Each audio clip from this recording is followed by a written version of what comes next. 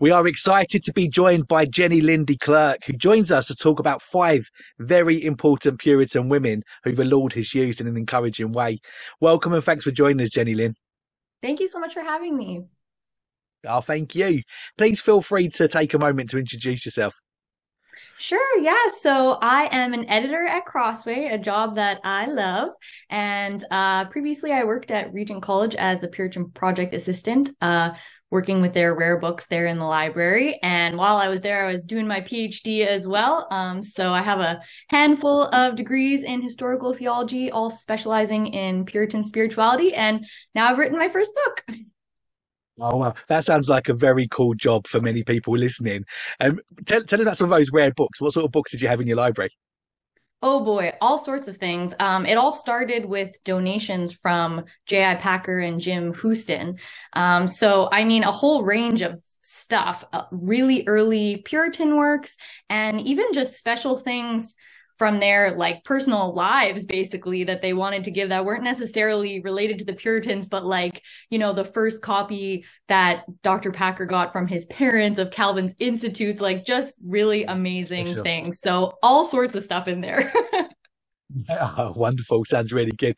In case we have anyone watching or listening who are unfamiliar with the term Puritan, briefly explain who the Puritans were for us, Jenny.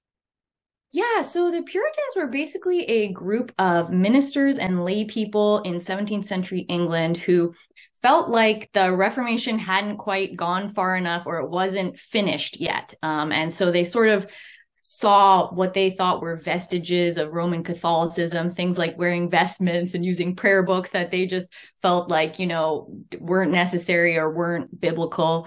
And so, yeah, they wanted to take things a little bit further. And two of the things that they're sort of mostly remembered for are their emphases on living a godly life, hence the term Puritan, and also having like close or intimate communion with God. Yeah, yeah. What was your first contact with a piece of Puritan writing? Yeah, it was I can't remember if it was the end of my undergrad or the beginning of seminary, but I was chatting with my husband one day and I said, "Oh, I'm looking for a book about sin and the Christian life, but like something that's really practical and useful." And so far, the things that I had been seeing in school just weren't really like answering the questions that I was asking as a Christian about my own life.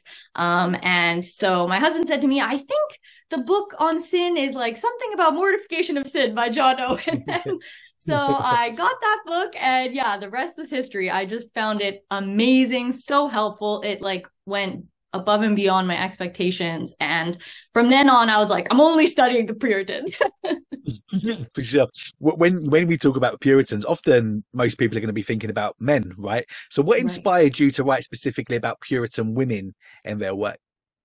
Yeah, so basically, it all started when I was working at Regent. My supervisor, Dr. Cindy Alders, who had specialized in women and children's sort of spirituality and spiritual writings from the 18th century, came into my office one day and said, "You should do like curate some display on Puritan women." And in the moment, I was like, "Oh, great idea. Sounds good. I'll get on that right away." And the minute she left my office, I thought, "Oh no, I've never even thought about this. I'm so embarrassed. I have no idea who the Puritan women are. Are there any? What are their names like?" And so I immediately got to work and yeah, I mean, it's not totally surprising because I was already loving the male Puritans, but I just really fell in love with everything that I was reading from the women. And yeah, even sometimes, connected to it on a bit of a different level, being a woman and a writer myself. And so then I started kind of just adding little tidbits about them to my writings on the Puritans at the time, lectures that I was giving in like schools and churches and stuff like that about the Puritans. And everyone just had such a great reaction. I always had people coming up to me saying, "Oh, I really loved that about, so and so, this one Puritan woman. What should I read about her? Like, how can I learn more about her or the other women?" And I kind of struggled to suggest further readings for them because most of the time they were looking for something that was like a little bit more accessible and devotional, not so much like the super hard hitting academic stuff that just like has a bunch of technical language and doesn't necessarily make it like relatable to their life or whatever. And so the longer that went on, the longer I started to think, I think this is a hole in the market and maybe I should fill it. So briefly give us the names of each of the five women in your book, and how did you come to choose them? Yeah, so there is Agnes Beaumont, Lucy Hutchinson, Mary Rich, Anne Bradstreet, and Lady Brilliana Harley. They weren't that hard to choose because the sort of pool that I was choosing from to begin with was, you know, a lot smaller than compared to something like if you're just going all Puritan men or something like that. Yeah. So not a ton to work with right off the bat. But then I sort of narrowed it down to those five because I wanted to pick women who did two things. First of all, wrote their own stuff, as nice as it is to sort of read about women from men's perspectives and, you know, the stories they were telling about them. Maybe the women didn't have an opportunity to write themselves or they didn't want to or whatever. That's all good. But I felt like it would be even better if I, you know, focused on the things that they said, the way they talk about things personally. And then the second thing I was looking for is who was writing on Christian spirituality, sort of like practical Christian living stuff that I think most people can connect with and really love, rather than like 17th century politics or something like that. Yeah. So you mentioned that you didn't have a massive list to begin with, and you boiled it down to five. Who else was on the shortlist? Who didn't quite make the cut? What other names were there? There was a couple. For someone like, for example, Catherine Phillips, who was a 17th century writer and did a lot about like friendship, really beautiful things, wrote poetry, but there's not a ton of, we don't know like 100% sure. Was she a Puritan? Was she not even religious at all? Like there weren't a lot of themes in her writing, so that wasn't like coming through very clearly. And then there were some others like Dorothy Lee, who basically wrote like sort of like an advice book to her son. But I ended up feeling like it was a little bit too close to a couple of the other women that I had already thrown in there. And yeah, we sort of, once I picked the five women, I also realized that that was enough to give sort of different examples of like, they all come from different denominations. They all are using sort of different genres of writing, like letters or theology books or diary entries or whatever. And they also had different political views and sort of different like social standing. So I felt like that was sort of enough diversity to, you know, give a general picture of, you know, what life was like in the 17th century and who these Puritan women were. Yeah. Well, I'm really excited to find out a lot more about these five women. So take a couple of minutes per story and briefly walk us through each life, if you can. Sure, yeah. So Agnes Beaumont was basically a young convert, and she started going to John Bunyan's church, one of the churches he was preaching at the time. And her father was really not happy about this for various reasons, including like hearing rumors about Bunyan being sort of this sketchy person. And that kind of led to a series of like crazy crises in her life. And then at the end of it all, she wrote down this narrative of everything that happened at that period of time for her. So it's a really interesting document, partly because she was sort of on a lower social status, which is a little bit less common than sort of like the wealthier women who might have more time or opportunities or interest in reading and writing. But I also really love it because I feel like there's a lot in the narrative about what it's like to relate to God, like her personal experiences of being in a relationship with God. So that was something I loved about that. And I thought she's definitely got to get in there. And she's, you know, sort of represents the Baptists at the time. And then there's Lucy Hutchinson.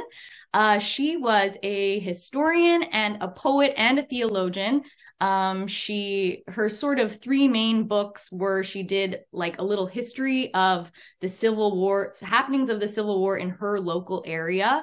She also did an epic poem of Genesis, and she also wrote what we think is the only systematic theology that we have from a woman in the 17th century. So she is a super interesting person because she's really she's kind of like a scholar in her own right, even though women couldn't go to university and stuff like that. She really pushed the envelope as far as she could and did these amazing things and was a real sort of brainiac.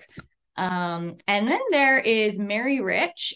She was a countess. So her husband came to unexpectedly inherit his father's estate, and they basically became rich overnight. And she spent most of her life being involved in sort of like philanthropy. She ended up giving away almost a third of her income to do all sorts of things, supporting like schools and students in the area, helping suffering pastors at the time because of religious persecution, and also, you know, helping the poor out in physical ways like medicine and shelter and things like that.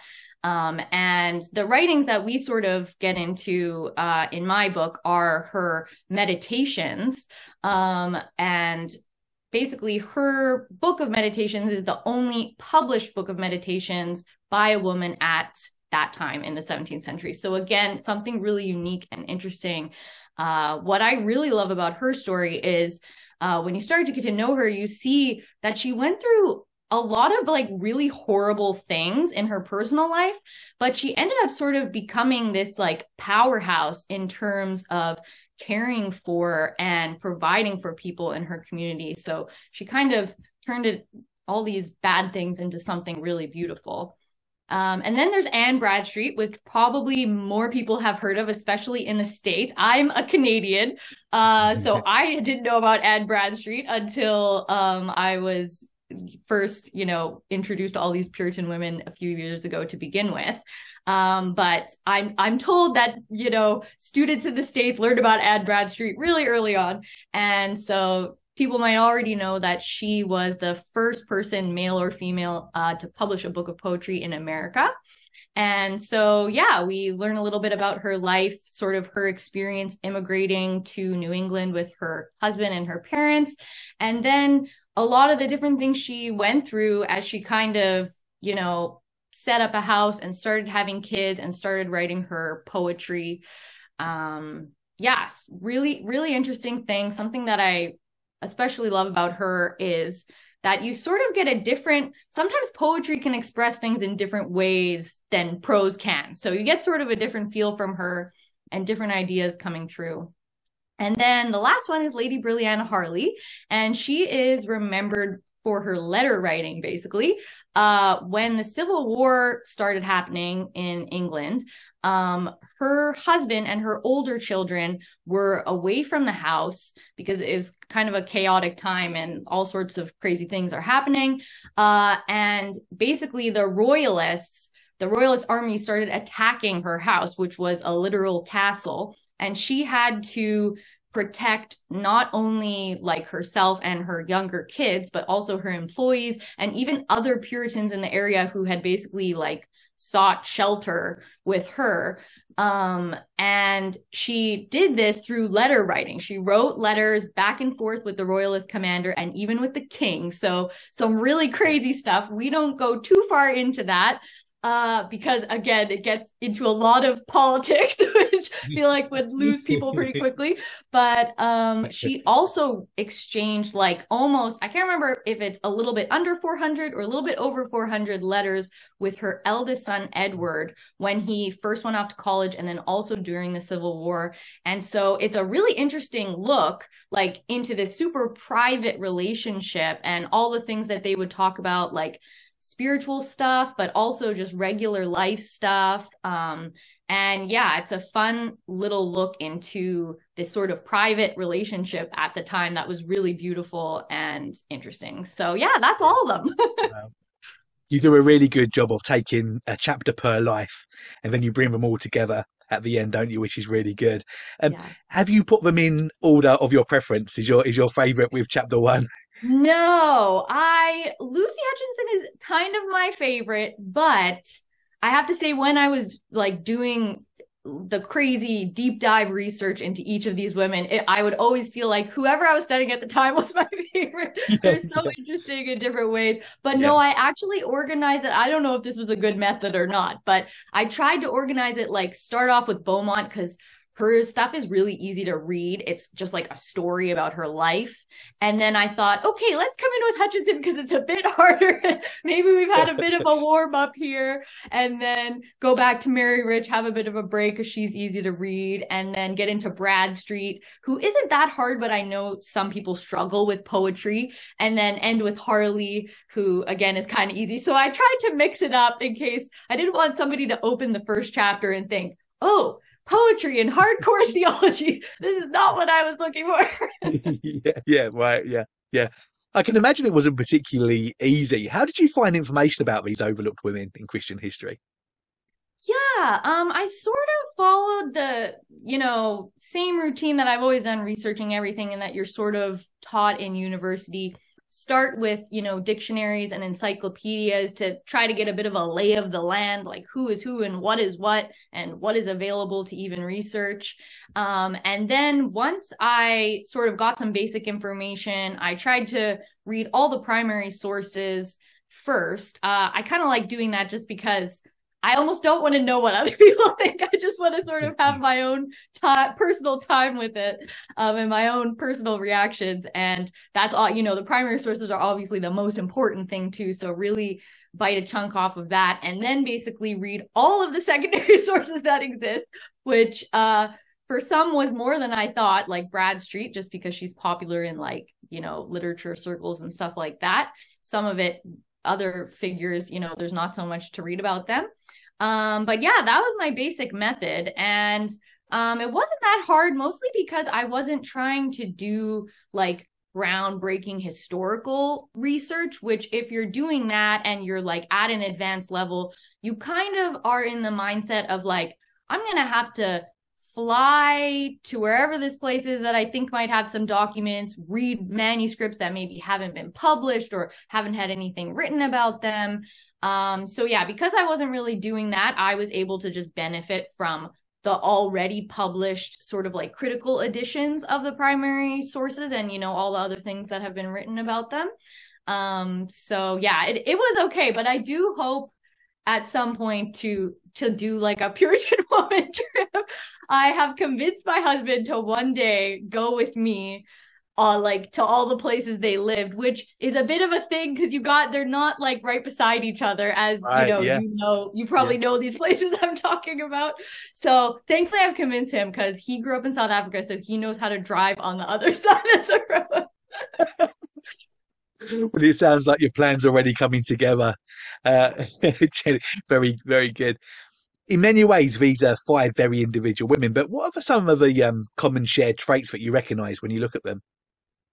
Yeah, I think one of the super obvious ones is that they were all Puritan. So you can expect lots of talk about godliness and the Bible and being in a relationship with God. That is a very clear theme in all of their writings that just rises to the surface immediately when you start to read them.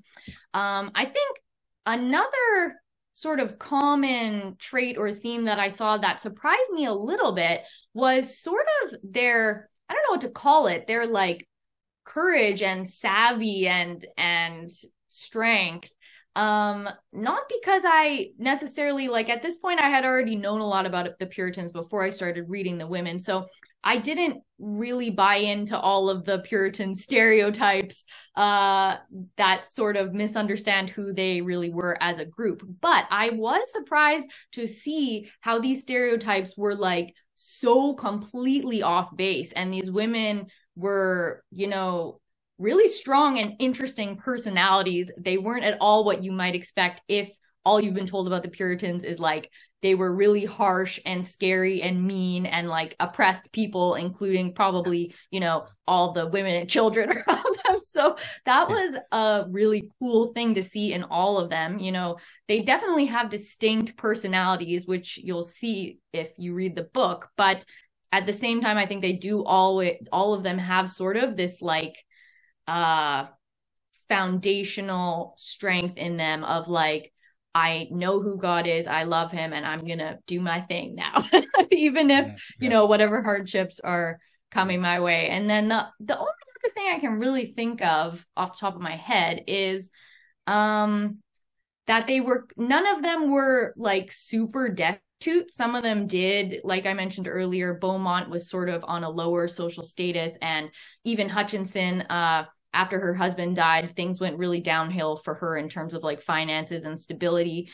So they weren't all super rich or rich all the time or whatever, but there is sort of a baseline of like most of the writings we have from history are from people who obviously know how to read and write and then have some kind of opportunity or desire to read and write. Yeah. Yeah. How likely is it that they would have interacted or even met each other during their lives? You know what? I did look into that because I was curious, because sometimes they're like close enough in proximity and their birth and death dates are close enough that they might have interacted. I didn't find any like real proof that happened, which doesn't totally surprise me. Like they don't have cars, so they're not just like driving around England meeting everyone all the time. And there's no Zoom. Sorry, go ahead. There's no Zoom either. No Zoom, yeah. No cars, no Zoom, none of that, no phones. But I did come across one source that said that Anne Bradstreet's husband worked for Mary Rich's, I'm now going to mess this up, Mary Rich's mother-in-law. It was either mother-in-law or grandmother-in-law, so her husband's mom or grandma, and that there may have, it wasn't an actual commentary on maybe Anne Bradstreet and Mary Rich met, but it did tell me based on the dates that they could have maybe come across each other. And maybe Mary Rich had come across Anne Bradstreet's husband at the bare minimum. So maybe wow. Okay. Very possible. Yeah. But yeah, we do also know of interactions. I mean, it's obvious from Beaumont's story with Bunyan that there were, famous Puritan men who we know about, like John Bunyan and John Owen and Richard Baxter, that knew these women even on a personal level. So that's really interesting, especially, for someone, if you already know something about John Bunyan or any of those other guys, and then you learn about this woman who met them and hear, a bit about their story, it does really start to bring together a whole picture in your mind of like, oh, this is the place, these are the people, this is the time. So that's really cool. Yeah, absolutely. What do we as modern readers miss out on when we neglect the work of Puritan women? That's a good question. I think we could probably answer that on a number of different levels. So in terms of sort of like coming at it from a history perspective, similar to what I just said, if we only know of men, we don't really have an accurate idea of like what life was like or who was who or what was happening at this certain period of time in this certain place, because obviously men weren't the only ones that existed. So from that sort of more academic side, we just have a truncated view of like even who were the men. Then I think from a theological perspective, something that we might miss out if we only look at Puritan men and not Puritan women, even though Puritan men do write sometimes about their personal experiences for sure. You won't find it in someone like John Owen, who basically says nothing about his life and is really just like publishing the hard theological and Christian life books. But you do see a bit of it in figures like Baxter and Bunyan, who will tell life stories and stuff like that. However, with Puritan women, what I think they sort of take a little bit step further is giving us this raw, unfiltered version of how did Puritan spirituality work out in real time, in real life, in like super specific and maybe complicated situations. So it's not that we don't get that at all with the men, but sometimes with the women, even if they were sharing stuff that they were writing with their like family and local community, which was a normal thing to do, called manuscript circulation, they weren't necessarily like professional, theologians or whatever publishing their stuff for people to read. So sometimes you like, with Lady Brilliana Harley's letters, maybe some other people read them, but they were definitely like just for her son, and they were having this mother-son discussion about things all the time. And so I think that's kind of what you get from a theological perspective. And the reason that, it's a small thing, but I think it's super important because the Puritans that's what they were on about. They were about bringing theology, applying the Bible and theology to everyday life. So that was like a huge emphasis for them and something that they did super well. So now to get this sort of raw, unfiltered version of it, it does add to our understanding of, okay, yeah, so-and-so wrote a book about like, this is how it should be, but then this is what happened in this really weird situation, in reality. And then the last thing I would say is sort of on a practical level, just for Christians, the more you read other people and different people, I think it can really enhance your relationship with God and also the church. Like you start to see, okay, the church is not just me and my people down the road that I hang out with on Sundays and Wednesday nights or whatever. This thing goes back way in time with all sorts of different people. And yeah, I mean, especially for someone who I can identify really closely with these women, like someone who is a woman and someone who maybe is reformed, however they are reformed generally. I think you can really find, someone to really relate to on a close level, and sort of have this feeling of kinship with them and just with the universal church overall. Yeah, that's really helpful. Thank you. What's one surprising story that you found while writing your book?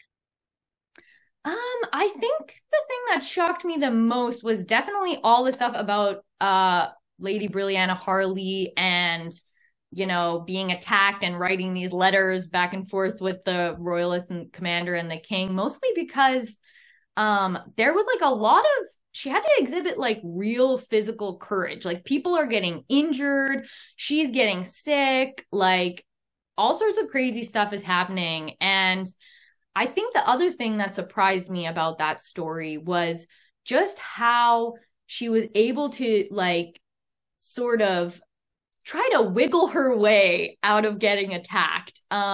She didn't really outright lie to the king, but she kind of like exaggerated. She kind of said like, oh, no, we support you, even though her and her husband were very open parliamentarians who did not support the king. So that was interesting for me to see. And it just, stories like that really start to make you understand like, whoa, this is a real person. Like this is now like a mom who's trying to protect her kids and all these other people in her house. And so she's having to do this fancy footwork in her letters to the king. So anyways, I thought that just that whole story is really fascinating. Yeah, for sure. These were not easy lives, and you do a great job of really bringing that out in your book. What are some of the challenges and trials these women faced in their lives, and how did their faith sustain them?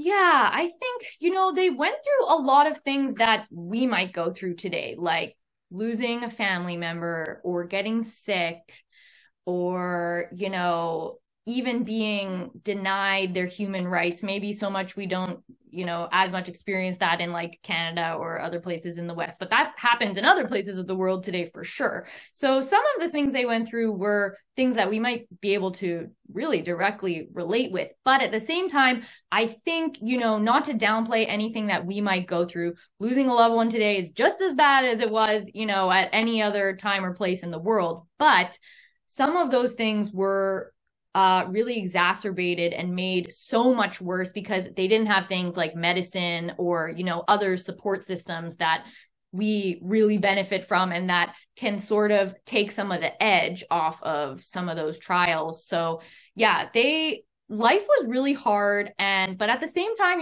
sometimes I wonder, maybe that's why they were so like strong and amazing, and just really not wimps at all. You could not call anyone in this book a wimp. Now I'm trying to remember the second part of that question. Can you remind me? Oh yes. How did their faith sustain them? Just came back. Yeah, I mean, it's a bit hard to say because, if you read the book, you can see there's all these like really specific specific individual things I could say about that. But I think maybe the general thing we could mention now is that they had such a strong relationship with God. Like they really knew deep in their soul, like God is with me. He is working things out for my good. They had deep convictions about those types of theological ideas. And so I think, even when they're going through really extreme situations of mourning and being mistreated and all sorts of stuff, even if they're now going through all the normal human emotions of like being very sad or being depressed or being angry or whatever it is, they have this sort of like underlying fundamental trust in God,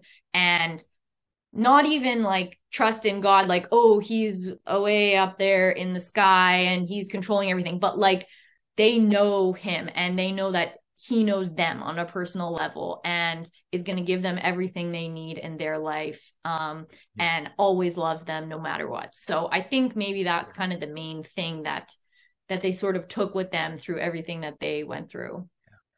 Yeah.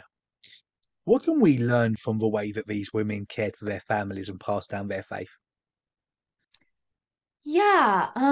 One thing that really came through to me when I was sort of like surveying all their stories at the end of all my research was that, first of all, sort of connected to what I just mentioned, they have such a close relationship with God, and it's really like honest and real and genuine and respectful and loving. And I kind of think that gave them, sort of enabled them to mirror that in their human relationships as much as possible. Obviously, those aren't like a total one-to-one correlation because, we've got God, he's perfect and all powerful and amazing. And then we've got people and they mess up and disappoint us and hurt us and whatever.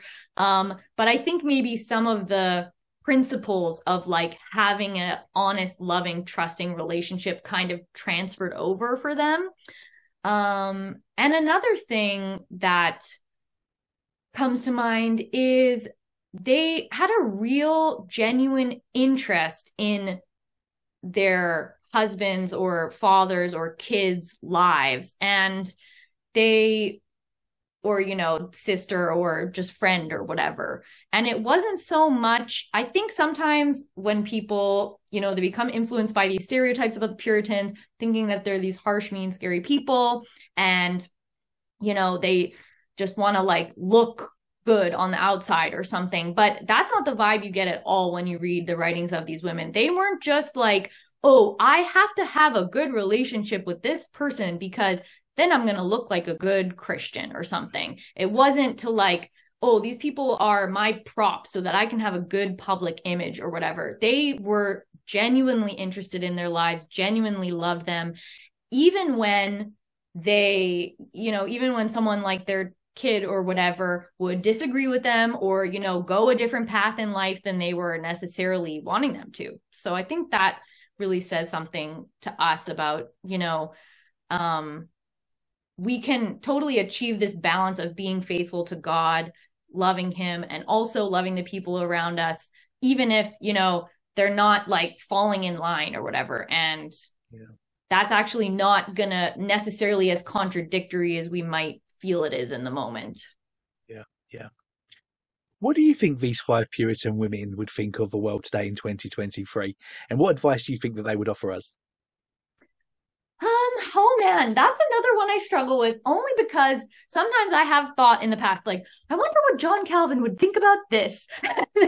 Of course, that ends up just in frustration. And you kind of sit there thinking, well, I have no way of answering that because so much has changed. I just have no idea. I mean, we could obviously say what John Calvin would believe about like who God is or something like that, because I don't think that would necessarily like totally shift. Maybe it would be slightly different, but I don't think it would be like completely different. So I struggle with that question a bit, but I think something that they would maybe be able to teach us today is sort of what I just mentioned in the last question. I keep piggybacking on my previous questions here. Is that like you can live this really faithful Christian life, and you can be, zealous for the truth and care about God more than anything else. But at the same time, you can engage with society and, be involved with people around you or things around you that maybe aren't zealous about all those things, and maybe even hate those things that you love about God. And I think that, again, it was really striking to me when I read these women, because I wasn't thinking they were going to play into the stereotypes, but I wasn't ready for how much they just really bash the stereotypes, totally out of the water. Like, it just does not line up at all with what they were on about. And so, I think that could be something for us today, mostly because, same as in lots of places and lots of times in history, sometimes Christians can feel like, oh, we're getting beat up, or things are not going well for us, or I don't like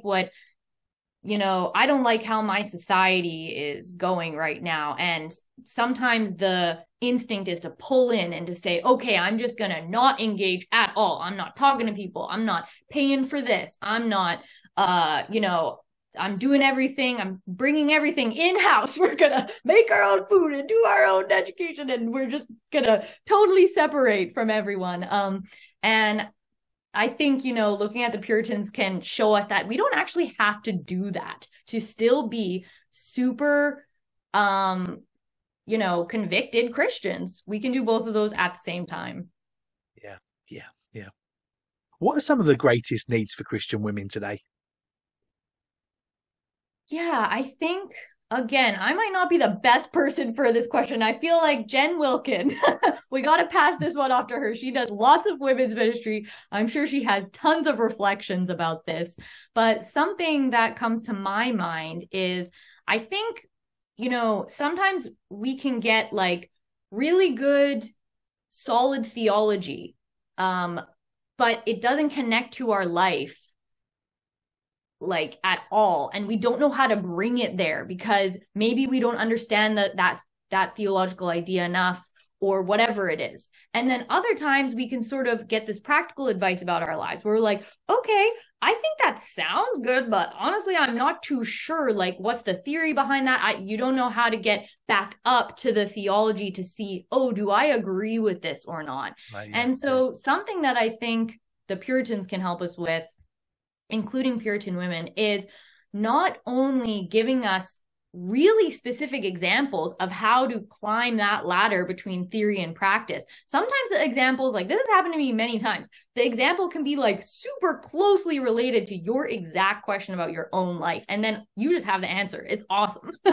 Other times, even if the thing they're talking about isn't exactly what you're questioning in your own life, just seeing them do the up and down and doing the up and down with them, you're kind of like building your muscle, your strength with that, so that now you can go do it on your own and you can see like, okay, this is how I get from theology to life. So I think that's something that the Puritans could be helpful for women today as they receive, all sorts of different messages in different forms.